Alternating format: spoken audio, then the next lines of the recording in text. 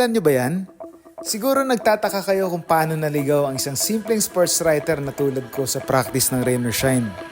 Well, naging curious lang ako kung kaya ba ng mga regular na tao makipagsabayan sa mga professional basketball players, lalo na PBA stars. So sumuntok lang tayo sa buwan na tanongin si Coach Yeng Yao kung pwede ba nating ma-experience ang pakiramdam makapilang sa isang practice.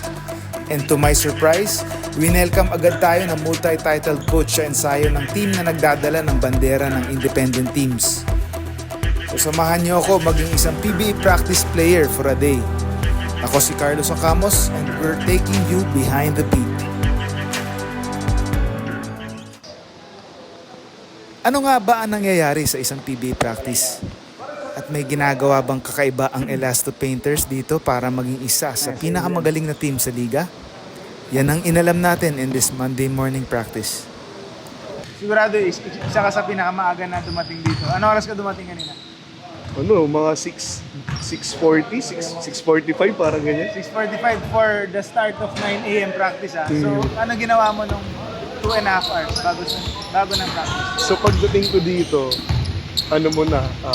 inuuna ko na yung weights sa baba eh. So weights muna ako, 1 hour ganyan. So pagka MWF, buhat muna ako tapos shooting. Pagka TTHS, shooting muna tapos buhat. So yun yung ginagawa ko. Pagka ginagawa ko na siya sa umaga para after, pwede na ako umuwi. Marami na ako magagawa pag uwi. Yun ba ang sekreto ng pagiging ang bagong rising star ngayon ng PBA, hindi lang rin na shine? Hindi lang naman ako kasi halos lahat kami maaga rin eh. Alam mo yun. So, ayun lang. Sipag lang talaga. Yung magiging puhunan natin dito. Yun. Si Boss Eric, anong masabi mo na sa ginagawa niya sa'yo na tinutulungan ka mag-stretch? Malaking Gano'ng kalaking bagay bagay to. yung mga Si Eric Eric, Hanas saka mga utility staff to? lahat ng utility sobrang laking tulong sa amin kasi ito, yung mga ganitong bagay. Pampatagal ng karir to eh. Yung mga stretching, ganyan. Oh! Talikod ka! Cookie! Ayun, sobrang laking tulong lalo pag sa umaga yan. Dito na sila pag mag-shooting kami. Nandiyan sila para magbigay sa amin ng bola. Ay, makakashoot na ako ng 3-point shot. Ikaw, Rick, anong masaya ka na nakikita mo yung hard work na nagpe-pay off sa mga players. Nakikita mo na maganda yung pinapakita nila dahil tinutulungan mo sila sa Opo naman. Opo, masaya ako ron. Kasi, siyempre, sabi nga nila kami, napapagod din kami. Siyempre, yung pagod mo, yung sukli nun, yung panalo, masaya na yun. Kahit hindi yung pera eh, di ba? Oo nga! Yun, masaya na yun. Yung mga ganong nakita mo na tuloy-tuloy po yung panalo. Siyempre, pagka-asikaso mo sa kanila, masayang-masaya po yun. Naiyak naman ako yun. Naiyak ako yun. Ito naman, boss. So, bukod sa stretching, ano pa tinutulong mo sa kanila? Ako, pagdating ko sa umaga, automatic, kung walang mainit na tubig dyan, mag-iinit na ako ng tubig eh. Kape. You understand, boss? English. Mag-iinit na po ako ng tubig dyan, tapos unahin kong magbaba ng tubig dun sa mga coaches sa baba.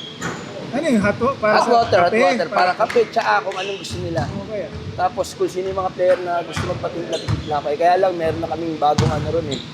Yung Coffee maker. coffee maker, wala pa yata Shoutout, ko yun. shoutout Doc Aris sa coffee maker. Coffee maker. Bili lang kami ni Doc Aris ng coffee Yun, maker. ganun po ginagawa ko sa umaga. Tapos pagka papashoot, mag-aabot na ng bola. Minsan passer, minsan rebounder. Madalas rebounder.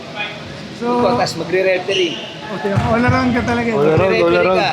Stretching, lahat naman po eh. Sabi nga nagpasok sa akin. Lahat ng sabi mo, pag tinanong ka, alam ko lahat. Pati mga sukle, boss, nasa kanya. Di ba sinasabi nila mas mahirap pa yung practice sa laro, Brad? Totoo ba na mas mahirap ang practice? Hindi kasi sa laro naman, ilang minuto ka lang. Hindi ganun ka tagal na maglalaro ka ng 2 oras, 1 hour and a half. Sa practice, usually, maaga ka sa all time, you do skills, you do weights. Tapos pagdating ni coach, doon pa lang kayo nung team practice nyo. So mas mahaba as you compare sa lalaroin mo sa regular game. Regular game, 20 minutes. Pero syempre, iba yung intensity ng regular game sa practice.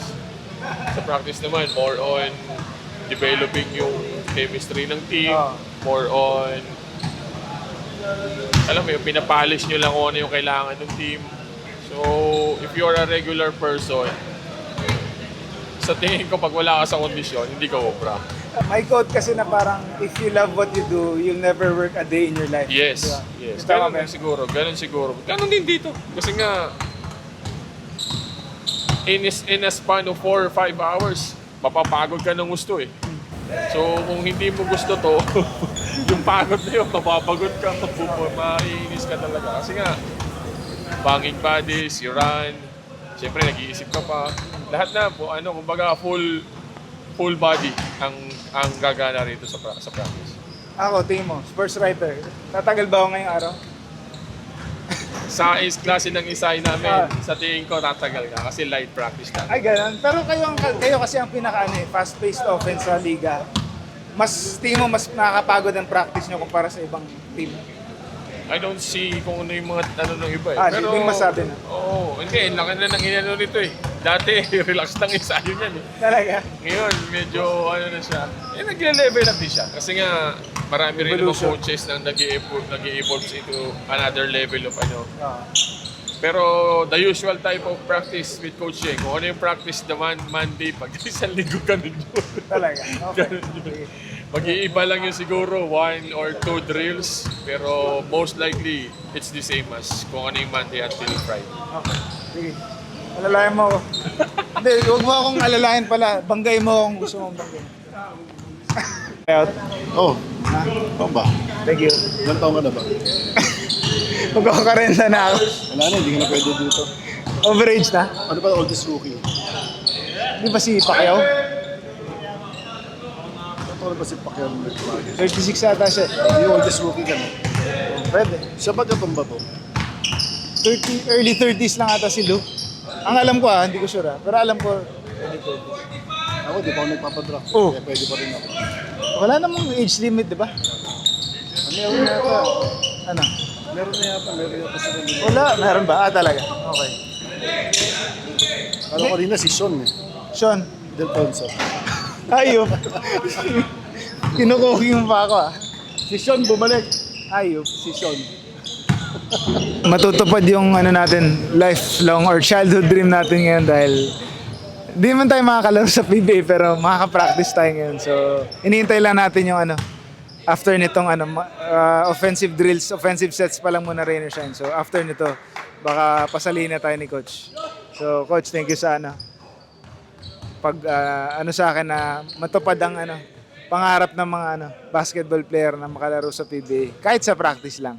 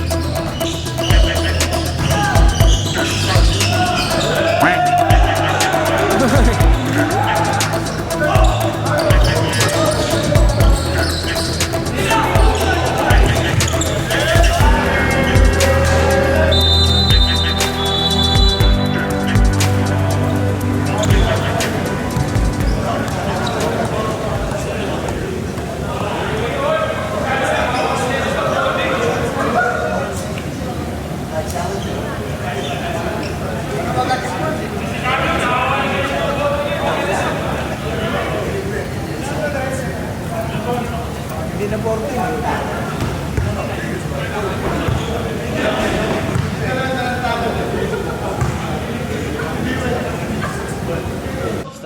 Pagod.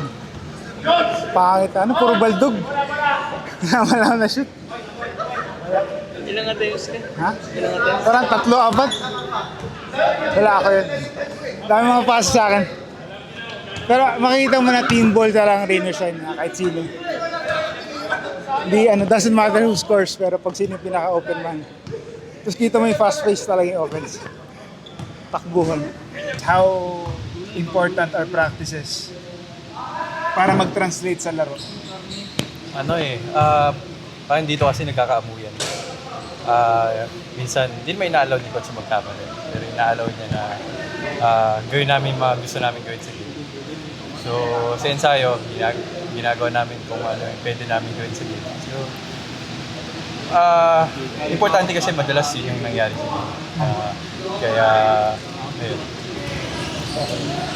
Para man nababalanse yung ano, di ba, rain or shine known to be a fast-paced offense, di ba? So dapat kayo din yung pinaka-kondisyon natin para magawa niyo yung fast-paced offense nyo. Pero siyempre, sinasabi ni Coach, 1 hour 30 lang yung practice nyo. Ano yung parang secret nyo or ginagawa mo para maging condition pa rin kahit maikli lang yung practice nyo? Actually, yung maikli na practice ni Coach, quality naman. Kanina, di ba, takbuhan kami. Konti ba yun? Okay. Pero minsan pag konti yung takbo, syempre as a pro, as a professional, kailangan alam mo rin yung katawan mo. May kulang ba or sobra ba? So minsan pag feeling ko kailangan tumakbo, tatakbo ko. Syempre nandiyan naman yung buhat, hindi mawawala yun. Pagkain, yun yung yung kailangan din. Kasi pag mawala ka sa kondisyon dito, yari ka eh. Pagod ka, hindi ka makakasabay sa pace ng laro. Saka Yun, nabanggit mo yung pagkain. Nakita ko parang sa vlog mo yata na nagka-calorie counting ka. Meal prep, di ba? So, parang ilan ba yung calories na intake mo per nung meal una- or per day? Nung pinost ko kasi yun, nung una, nagbawas talaga ako kasi yung playing weight ko, kailangan 166 sa height ko. Saan mo 180. binase yan? Sa May nutritionist coach ako. Ah, May okay. nutritionist ako. 166? Okay. Nagbawas ako nun. Pero okay naman. Pero ngayon maintain naman ako 2-4 yung 2-4 per day. 2-4 calories per day. And around 190 grams of protein. So, malinis talaga. Anong malinis? Wala kang sweets? Hindi naman. Siyempre, tao rin ako minsan. Siyempre, masarap ko kaya. Pero lulugar mo rin. Minsan pag malayo pa yung game, kahit cheat day ka muna. Pero pag malapit-lapit na, mga 3 days, maayos naman yung kain. So, pinipilit ko hanggat kaya't maayos yung kain. Siyempre, hindi mawawala yung mga birthday, Siyempre, handaan. So, doon ko nilalagay yung mga cheat day ko. Dino-document ko lang initially kung what happens in a PBA practice, specifically kayo, rain or shine. Siyempre, mas interesting kayo ngayong conference na to kasi you're number 1 in the standing so far. And yun yung gusto malaman rin ng tao siguro kung what makes you tick, what happens behind the scenes, kung paano kayo naging number 1 sa standings, and syempre potential to end a decade-long drought, Coach, sa PBA Championship. So yun, and my second goal, syempre, like what nabanggit ko sa'yo, Coach, what can a regular guy or a sports writer kagaya ko last 8 PBA practice or kung kaya ko ba makipagsabayan sa mga PBA players. So, yun, dami kong minis coach eh. Pero ano masabi mo sa ano? Sa Well, yung mga- yung basically what's important to us as a team, especially in practice, is number one, everybody's having fun. No? Kailangan nag-enjoy ka sa practice. Number two, everybody's competing. Kailangan nagko-compete ka. No? Because the combination of competition and having fun, to me, is the best environment for learning. No? Mas marami ka natututunan kung nag-enjoy ka sa ginagawa mo at may ka-competition ka dun sa ginagawa mo. So, I think the competition really forces you to dig deeper, no, into yourselves, and that actually creates an environment for improvement. Then yung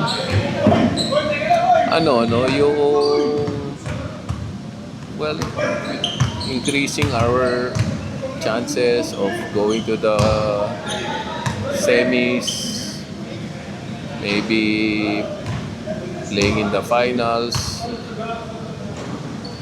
We don't really want to to focus on that until you're there. Ang focus lang namin talaga, are we improving every day, and are we staying committed, to the principles of our play, to the philosophies of our game. So there's certain qualities that separate us from the other teams. Ano ba yun? Do we make sure that we set that difference, between us and them? O meron kaming sistema na we want to be consistent with. We want to keep that consistency, following those principles of play that we try to implement or execute every day in practice. Again, to us, that is the way to translate that into the game. Kung consistent ka sa practice, yun ang paraan mo para ma-translate mo yun sa laro. Kasi minsan, pag hindi ka consistent sa practice, hindi mo rin yun nata-translate sa live game itself. So, yun lang. Every day is a learning experience for us, and every day is also, we try to make practice time the most fun time of the day. The guys are really tight, they're very close to each other. We do not have any issues with personalities. Wala kaming mga prima donnas, or everybody's just having fun with no egos. No egos involved. I think malaking bagay yun. Yung import namin is the same thing. Sometimes you'll have problems with the personality of your import, or with attitude, but kami zero problem kami sa import namin. So again, that's really a blessing, because that's not every day that you find an import who fits your system and who fits the character of your team. How do you compare yung practices niya, coach, sa ibang team? Alam ko, siyempre, pwede mo sabihin na you can't attest, or di mo pwede masabi yung sa ibang team kasi hindi mo napapanood. But what do you think sets your practice apart? Yun nga, hindi ko alam kasi parang I don't really have any idea how the other teams practice. But if I'm going to guess, manghuhula ako, I think we have the most fun practice. Yung manghuhula ako. Also,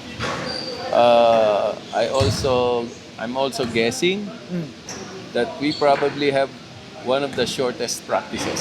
Okay. No? Maikli lang kami mag-ensayo. We spend a lot more time before and after practice with skill work. No? And we do not do things that we can do individually and put them into our practice time as a team. Kung meron kang magagawa sa sarili mo na hindi mo naman kailangan involve yung team, dapat ginagawa mo sa sarili mo. No? We don't do free throw shooting practices during team time because free throws can be practiced individually. We don't do dribbling or ball handling drills during our practice time because ball handling drills you can do on your own or with just one partner. No? So to us, we want to use our practice time more efficiently. At the same time, I feel na it's more fun that way and it prevents burnouts. So is that how you balance it, Coach, na you're known as siguro the most high octane offense in the league?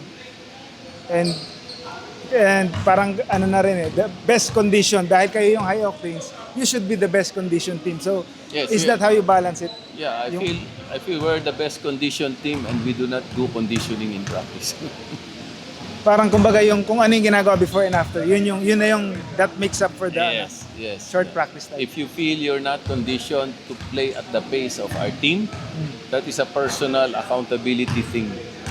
You have to be accountable.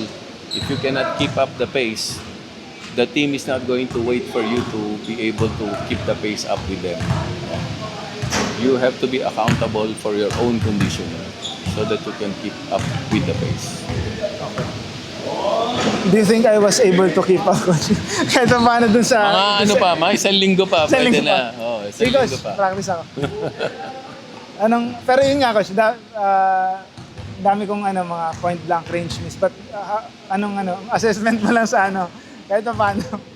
Well, for a first timer, no, and being able to understand what we were doing exactly, of course, you will have a problem in the execution. Kasi bang level naman talaga yung yung mga pros. Yes, Coach. But for a first timer, non-professional basketball player, I think you did well. Yun. Wala kang finish. Yun, sabi ni No Coach. finish at No. all. Sorry. Nahiya kasi ako. Kabado. Nahiya ka pa kaya medyo nag-aalangan ka pa dun sa mga kilos mo.